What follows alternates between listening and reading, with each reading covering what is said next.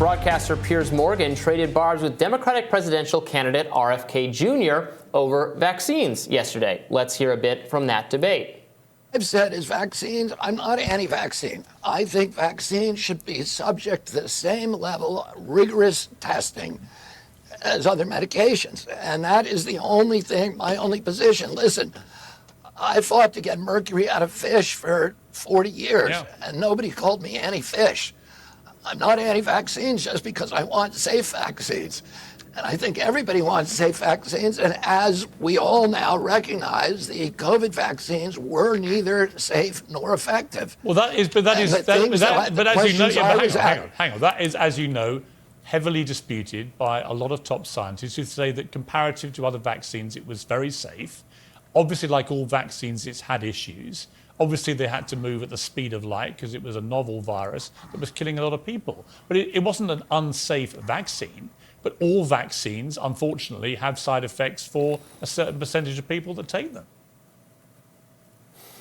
Look, and I think that was a good discussion, debate. I think RFK Jr. was reasonably saying that they should be subjected to the same kind of safety and approval process as anything else, and you're not crazy or conspiracy theorist if you're wondering whether the confluence of the haste because of the disease and pressure from pharmaceutical companies and questioning what's going on there. But Piers pointing out that a lot of the claims about the lack of safety for the vaccines just did not turn out to be true. Yes, there were like one-off incidents as there are with everything else. There's not a lot of the people claiming, oh, this person died suddenly. The died suddenly trending thing turns out, well, that had nothing to do with the vaccine. A lot of bad information and anecdotes, I think, being presented by they're very dangerous camp. At the same time, they did not end up being, as I said in my radar, as effective as promised or hinted at or suggested earlier, again, in terms of stopping the spread of COVID. They are very protective against severe disease and death for at-risk populations, et cetera. But again, all of that, to my mind, speaks to leaving them to individual choice on whether you should get vaccinated. And I don't know if because I didn't see the rest of that interview, I don't know if they got into the mandate aspect of it. But now RFK Jr. is obviously known as this now he would say he's not anti-vaccine. He's for vaccine safety or whatever he's going to say. I haven't read everything over the years he's ever said on the subject. I'm sure he said some things on the subject that I think are probably wrong and most people would say are wrong. I don't know that that's different from any other political figure, but certainly I think people on the right, some of them are going to be attracted to him specifically because of his vaccine message. At the same time, many of the kind of mainstream Democrats are going to be repelled by it because they're team trust the experts, trust the science. Yeah, it's become quite polarizing. This interview puts an interesting pressure on CBS, who has decided not to air their portion of the RFK interview where he talked about vaccinations. Mm-hmm. Now, he here just says, my position is that they should go under the same rigorous testing as other medicines, but doesn't really get specific with how he believes the vaccine testing has come up short, which maybe he did in the CBS interview. We'll never know, but now it puts CBS in this position where this is what RFK is saying his position is. What was said on CBS that they weren't okay with about that? It makes it seem like they're not okay with that take he just had on Piers Morgan. And again, if he's being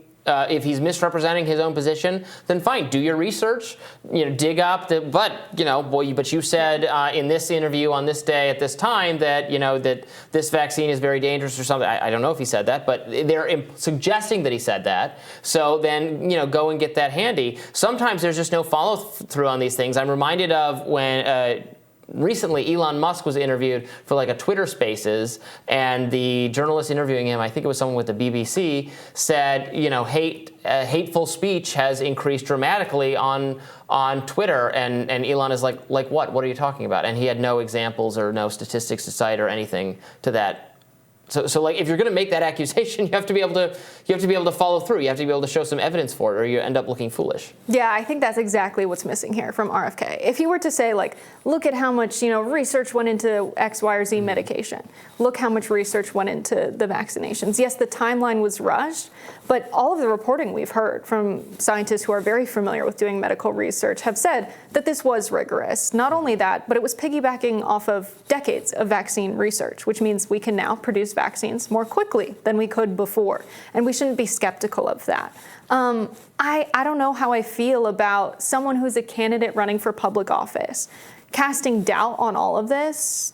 For many people who think this sounds like a perfectly smart and reasonable guy, I can see where CBS is coming from, thinking maybe there's some danger in that, in people looking up to this guy and him saying, well, there wasn't a lot of testing going into these vaccines. That's why I think you have a responsibility as the person who's saying you haven't done your due diligence in collecting the data to back this up. Okay, explain why and how if you care so much about the data and the evidence. Well, and unlike RFK Jr., and I don't know, perhaps even unlike you, I have a little bit of a different perspective on this because, again, I'm not going to stop consenting adults from putting in their bodies whatever they want. I'm not going to bring the medical establishment in between you and your choices. So I don't necessarily want, like, in fact, I have criticized the FDA specifically for getting in the way and, like, refusing to authorize medical products and just, like, products in general that have been available in Europe for like decades because we have this slow-moving anti-progressive bureaucracy. So I'm not saying I want the government to, like,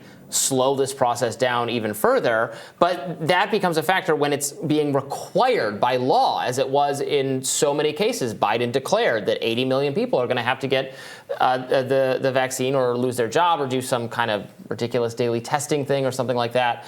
And so when it's at the level of being required, I don't want things to be prohibited, and I don't want things to be required. I want it to be your choice. You can do your research, you can talk to your doctor, you can decide if this makes sense for you. I'm not particularly persuaded by the it's harmful kind of line of criticism of the vaccines. I don't think a lot of really robust claims were made along that lines. I think critics are on firmer ground with what is the benefit, especially for younger people who don't have really serious COVID outcomes anyway. But again, all that to me devolves to it should just be your choice whether you do it or not. So that's where I come at it from. Yeah, I think about it from a public health perspective of, okay, we have to contain this virus. Now, there were two options, basically.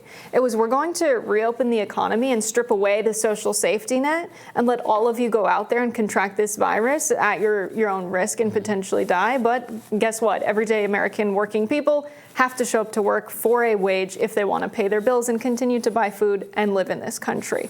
Tough choice between that or we come up with this vaccine, we make sure people get it, and we prevent the spread. Like, that's the public health decision. How the average American assesses public health is very different from how Democratic candidates, consultants, and the media do it. People have struggled to have access to healthcare in this country, and people have sought out less expensive alternatives. The FDA has refused to assess alternative medicines, and now people are finding treatments from online articles, from TikToks, from Family Wisdom, right? They're doing a little bit of their own research. From a little trip south of the border to Mexico. Exactly. Yeah. They're finding all of these alternatives. And so when the FDA is absolutely refusing to investigate and assess any medicines that are not produced by pharmaceutical companies that pay the FDA, there's a revolving door between the FDA and Big Pharma. That corruption has led to such distrust that people are actually really ripe to hear what RFK has to say on this. Disgusting corruption. That's exactly it. And what are they getting the government health establishment to mandate, and what are they getting the government health establishment to prohibit? And it would be naive to think they aren't leveraging their power, the pharmaceutical companies, to benefit their bottom lines. Mm-hmm. Yeah. That's absolutely right. Yeah, I think corruption's at the heart of this always. More Rising right after this.